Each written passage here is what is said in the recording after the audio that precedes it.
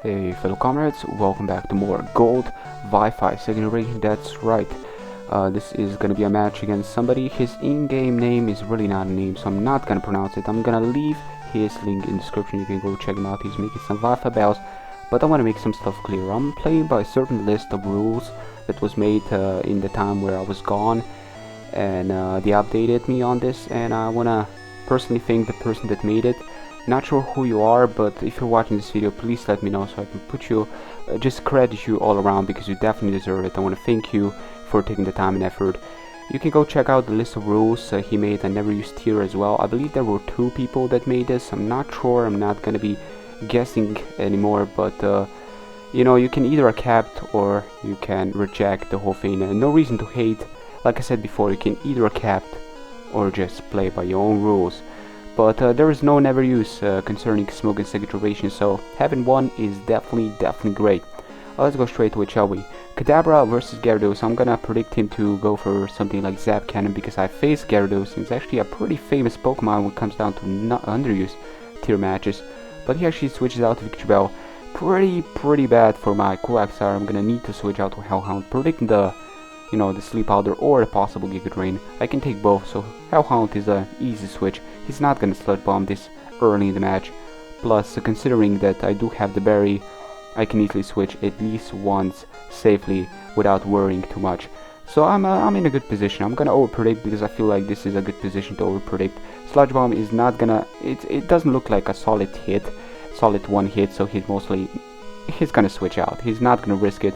Me going for the Flamethrower. Gyarados is a viable switch, but unfortunately for him, I did pursue getting some additional damage in there, and that can definitely work. Even a Victreebel that's quite frail, can be quite bulky in second generation. So you gotta consider doing some damage is still better than doing no damage. If I would have gone for a Flamethrower, it really wouldn't be doing much to Gyarados. In the long run, I would have need to switch out, anyway. So getting some damage on Victreebel can definitely go into my favor. Now I'm pretty sure he's gonna switch out to his Victreebel, predicting me to switch out back to my Quagsire, because that's pretty much what I did before. But unfortunately for him, I did predict this switch.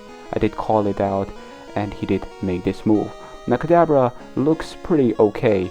It's not an Alakazam, but it's gonna do just fine. So I'm gonna go for the sub, knowing that he's most likely gonna switch out. Even Kadabra is pretty bulky.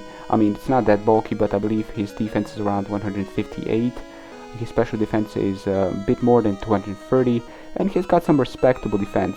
All around, he's got more bulk than in 4th generation. That's what I'm trying to say here. But he's gonna decide to make a sub of his own, and we're pretty much just toying with each other. I'm gonna decide to break his sub. May as well go for it. Oh, why wouldn't I? I mean, there's really not much he can do. He can hit me with something, but all around he's gonna need to take this move. And I'm just trying to break his up. And yes, actually I'm lucky enough to break his up. But he actually, surprisingly enough, goes for the Zap Cannon. Now this is quite surprising. I am under a sub, so the possibility of me switching out isn't that common. But Zap Cannon can miss, so he should have just double edge if he's got it or anything of that sort. But Zap Cannon being specially orientated, coming down from his special side of Spectrum, it's not all that great. Gyarados' special attack isn't that great. So he's gonna need to switch out because that did not break my sub. He does have his sub intact, and I can easily go for the Sahik. I guess he did predict that I'm gonna switch out, but again, I had my sub. I see no reason, because Gyarados is a threat, so he's got a sub of his own. Why would I do that? He's got a Fate attack here just to break my sub. It's easily gonna break it. Now I'm actually debating. Well, he can either switch out, but the possibility of me going for Pursuit is there. So I'm thinking that he is gonna predict me to predict yet again, predict him to switch out. Wait, what am I talking about? No, Kadabra doesn't have Pursuit. Yes, I'm gonna switch out to Hellhound. Wow, I'm just mixing it up. I should watch the screen more. But I switch out to Hellhound. I am watching the screen 24/7 right now, and I'm gonna crunch, predict him to predict my Pursuit. So this is the scene I was talking about. Him predicting the Pursuit, staying in and going for the Hypnosis, because my berry was already burned. It kind of depends if Zatu does get Hypnosis, but whatever the case, it did go into my favor because he did over-predict me to go for the Pursuit, failing to one-hit him, as he's gonna go for something else that's gonna strike me down, or doing something which is most likely Hypnosis, because I don't see anything else really doing much against Hellhound. But Electabuzz is gonna strike in here after I take down his Zatu, and this match is actually a pretty long one. You know, second generation matches are a pretty long one. It takes a lot of strategy because stuff in here are quite bulky. You cannot just bring a fully offensive team and think that you're gonna win with it.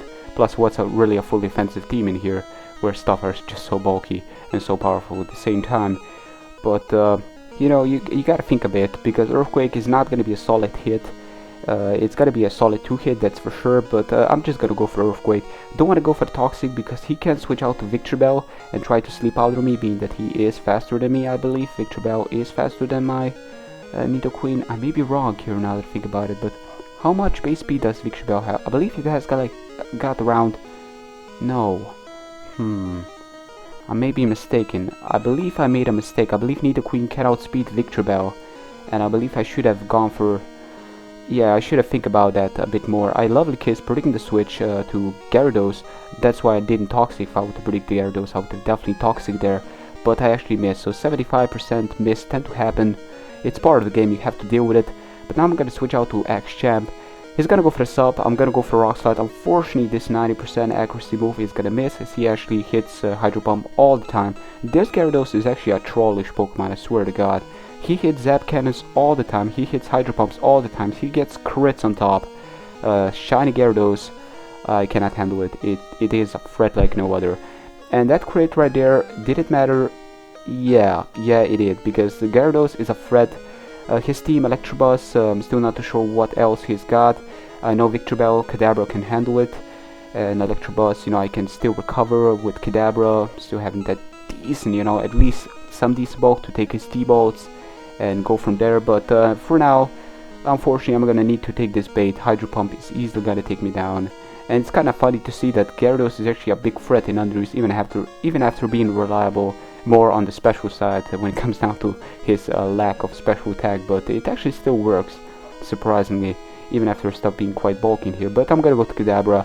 I'm gonna go for sub, hoping he's gonna go for the Hydro Pump for every reason. I have absolutely no idea why I predict this. I mean, why would he go for you know, Hydro Pump? And recall, I did not see any recall there. Pretty sure there would have been a little bit more recall, but I guess there is no recall on sub in here. And I believe that changed. Yeah, I'm pretty sure in 5th generation there is recall on the sub, but there is no recall in here, or I may just be wrong that I didn't see the recall, but I believe I only see lefties involved in the previous turn. But for now, he's gonna switch out to Arcanine. He's gonna show me that he's got another Pokemon that's weak to Rock, so I'm gonna switch out to Old Pert, predicting him to go for the Double Edge yet again, because Pert does have some great bulk. He's not gonna sub, I'm pretty sure he's not gonna sub against the Kadabra that can sub on its own. But he's gonna go for the Body Slam, trying to get a paralyzation, and I'm gonna go for Earthquake, trying to get a solid 2-hit. Even with lefties, it should be a solid 2-hit. It does around, you know, 60. It does around respectable amount where it's gonna be a sure solid 2-hit. So I'm thinking, well, I could either go for Earthquake or I can go for the Hidden Power Rock, but I don't want to do that. I could go for a Curse, which he may predict. So he's gonna switch out, and I guess he did predict because James, you know, James from Team Rocket, from the anime, was using Victor Bell, so that's why it's named James. But I'm gonna go for Earthquake, and it actually looks like a solid 2-hit. Well, it kind of depends on minimum maximum. I may be wrong, but I did a respectable amount, you know, to where he's gonna need to Sleep Powder or decide to go for the Giga Drain. Now I'm not sure. Again, I believe I should have just stayed in with my Quagsire, but it kind of depends on his next move he is about to do. So I'm gonna decide to switch out to my Nidoqueen, and he's gonna go for the Sleep Powder. I should have stayed in with my Quagsire, but I guess I was, you know, favoring him to go for the good old, you know what, the good old Giga Drain that which has been threatening, and on top of it all, he would have regained all his lost HP I have worked for. But I'm gonna switch out to my Houndoom, hoping he's not gonna switch out, and he did go for the Giga Drain this turn. Now that I think about it, you know, I do resist the Sludge Bomb, that's why he didn't go against, you know, Nidoqueen. But again, maybe I should have stayed in with my Nidoqueen just to bank on me, you know, waking up. But Ice Beam doesn't really look like a solid 2-hit after this, you know, stop being bulk and all. But I'm thinking, well, he may predict me to go for the Pursuit just to get some damage in there. So I'm gonna Crunch, and yeah, he did stay in. I do get a special defense drop. Now that I think about it, this special defense drop, yeah, you know, I should have played around this special defense drop, because Pursuit is gonna take him out even if he does stay in. And I have no idea why I actually crunch when I think about it. I believe I didn't see that special defense drop, because I would have gone for Pursuit. I'm pretty sure Pursuit would have taken him down with that, being that's, you know, dark in here, especially orientated, and Pursuit is specially orientated because of that. But I actually go for the crunch. That is actually a bad move. Victreebel is a threat to me, and Quagsire is, you know, is still, is still up there. It's not asleep. I already put my Nidoqueen to sleep, which is a bad choice of move. Quagsire is a threat against his team, but Victreebel is still there to threat me out. I cannot get a solid sweep with it. Gyarados is weak to rock, Hidden Power Rock. You know, his Crobat is weak to Hidden Power Rock, and Arcanine is weak to it. And then he's got only his Victreebel. So that was a bad move on my part. I'm gonna need to pay for it. Unfortunately, Hellhound is gonna need to pay for it in this case. I did get at least some damage on his Crobat, but Crobat is a pretty fast Pokemon. Unfortunately, it's not known for his physical side of attack, his physical offensive power. So I'm gonna take that wing attack pretty nicely. Plus wing attack is only 60, I believe. So I believe Crobat should rely more on Hidden Power Flying. Well, it kind of depends on his secondary move. But Hidden Power Flying is 70 and wing attack is only 60. So it doesn't really make sense. Why wouldn't you really run? Well, maybe he's running something else as his secondary Hidden Power. But I believe he still doesn't know how Hidden Power works. Yeah, my bad. I believe he still doesn't know. But yeah, Electabuzz. Yeah, that's another Pokemon. Again, another Pokemon that's weak to ground. I mean, a couple of others are weak to rock, and this Pokemon is weak to ground. So Quagsire, after getting one curse up, can pretty much go through his team if he's not running Hidden Power Grass. But in this case, gonna switch out to Old Pert, predicting him to go for T-Bolt. Pretty much everything I can take outside of Hidden Power Grass. But again, I'm pretty sure he doesn't really know how to work with Hidden Power, which kind of, you know, I'm an evil person when it comes down to this certain stuff. I would have loved if they would have learned on their own, because I feel like, you know, that a little bit of knowledge with a little bit of surprise, with a little bit of an effort that would give you something, you know, to have that upper hand in a way. I mean, I have learned this on my own. Of course, there were some people that leave comments below, which I'm grateful, but I pretty much learned that before, so I pretty much made a couple of Pokemon. I feel like, you know, when you learn this certain stuff, like Sword Dance, when it comes down to over 1000 power, doesn't really work because it goes below and it's got like free attack. It's crazy stuff rolling around second generation. There's a couple of glitches, but you know, I may make a guide someday about hidden power stuff. But for now, we have a Scyther, we have a Gyarados. I'm like, okay, there is no chance he's gonna win this. The only chance he's got is just rely on Zap Cannon, and he does hit. So again, Zap Cannon proves to be quite an essence on Gyarados, and quite a threat against me, because again, you know, Zap Cannon secondary effect always paralyze your opponent if it strikes, if it connects. On top of it all, it's only 50 base. So check this out. He gets the double edge, which is okay. I try to baton pass this to Quagsire, because again, Quagsire can handle it as long as I can baton pass this Sword Dance to it.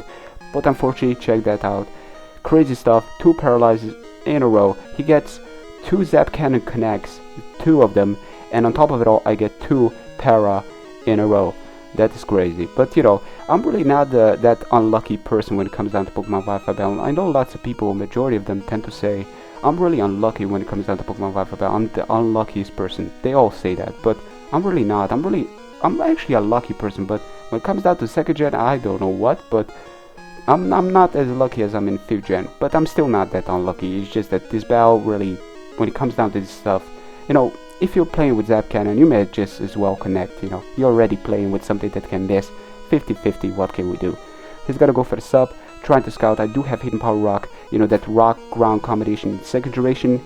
It is an absolute monster, but for now, he's gonna Hydro Pump again. It is 80%, if not 85. I believe it's 80 in the 5th generation. Maybe maybe it was different back in the second generation, but I'm still not too sure, so don't want to talk about that too much. But Zap Cannon, wow, 3 Zap Cannons in a row, not a single miss. Crazy stuff. Scyther is there pretty much to be a Death Fodder. I'm kinda starting to think, well, he's mostly gonna miss now, right? He's gonna miss eventually. I'm kind of banking on it because my team just cannot handle it. Plus, if I switch out, there is a possibility of him going for sub, which would have pretty much been good game after that. So I go for the Ball Rock. Doesn't really look like a 2-hit, but hey, I at least want to do some damage to where, you know, I'm gonna take him down to a point where Alakazam can easily strike in here and go for that Sahik. But unfortunately, because you know, that was not the case, he did take me down with another Hydro Pump, and there was no misses involved. So I'm gonna switch out to Kadabra right here, and I'm like, okay, I believe I should have recovered. I should have gone for recover because I'm pretty sure at full HP Kadabra should survive, and there would have been lots of recall going on where Sahik should take him out, if I'm not mistaken. But then again, he does have lefties, so I'm pretty sure maybe he would have survived like little to no HP left. But for now, he's gonna go for the double edge. You know, even recall from this double edge doesn't take him out, so that's quite unfortunate. I'm gonna need to sack something again. Scyther, there's really not much Scyther can do. I don't have any priority quick attack of any sort, plus why run that? It's only 40 base. There's no technician involved. He's gonna go for the Hydro Pump, and the Hydro Pump still stab and all. Still coming down from his poor special attack. It's gonna be a solid 2-hit, so I'm trying to wake up pretty much my last bet. If I would have only put this Pokemon to sleep, if that move didn't miss, this would have been a different game. But stuff like this tend to happen. Sometimes they play into your favor, sometimes they go against you. You have to prevail, but unfortunately I did not have enough power to go through it. But for now I'm gonna go to Scyther, my last bet, which is pretty much my Death Father, originally speaking, but it didn't work out. And Scyther is gonna need to take this bait, and this is gonna be game. So hope you guys have enjoyed. If you did, don't forget to give this video a like. Let's get this video over 250 likes under 24 hours. You know, the more you like this, the more people can watch this video. More people watching this video, more people can get involved with it, hopefully playing by the next week, who knows. But we're looking for players, you know. A little bit of news: second generation players, I have them listed. I'm gonna leave them on my next video, so stay tuned for that, and until next time, take care, peace.